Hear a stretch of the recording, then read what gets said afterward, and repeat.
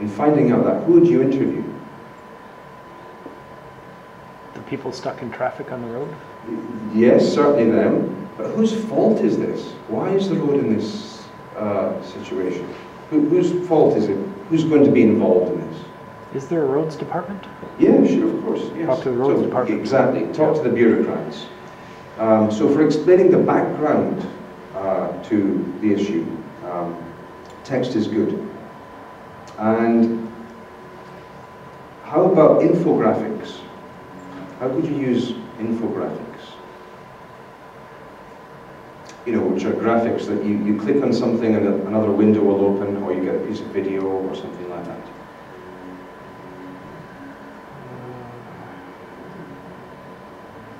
Show some diagrams, you know, like biggest traffic jams are. Yeah, okay. Or of traffic flow, how far it extends.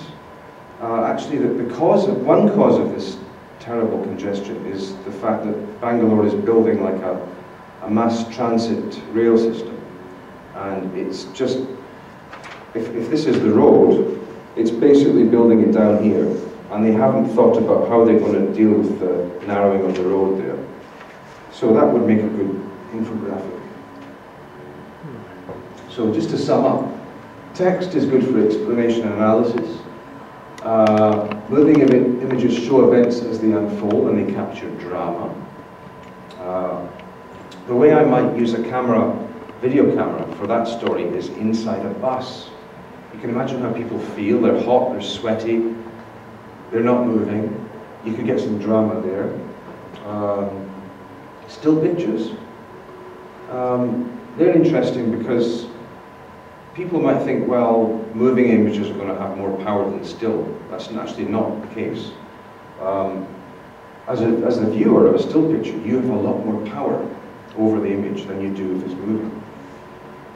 And then graphics. This has been a real developing field in media in the last, especially 5 years. It makes presentation of complicated stories so much easier. And you know, there are some truly excellent examples of that. You know, it's the way the data is introduced just makes the story so much more comprehensible. You couldn't understand if it was written or if there was a chart. So this is a really emerging field. Okay, a talk in multimedia would not be complete without mention of social media, which deliver the interactivity of multimedia with a degree of penetration that is impossible for mainstream media to replicate. Have you heard the term viral video? Is it used in Japan? You know, it comes from virus, yeah, viral video. It's a video that's sent from person to person through internet sharing. Facebook, Twitter, and YouTube are perhaps the best known vectors. I'd like to use the example of Twitter to show how effectively a message can be spread via social media. Who's on Twitter here, by the way? One? That's just it. We and me, okay. Quite often in my Twitter timeline, I'll see a message that has been retweeted by one of my Indian followers or one of my Indian followers asking for a blood donation because there's been an accident, or somebody's very sick, needs blood. So Twitter is a great way to get that information out. The blood type, the place where the blood is needed, and the phone number of the contact person are given. Now, the average Twitter user has about 125 followers. Now, if a doctor tweets a request for a blood donation to his 125 followers, let's say that just 5 of them retweet his request, and that just 5 of those Twitter's users' followers retweet his request, and so on. And that's the progression you'll get.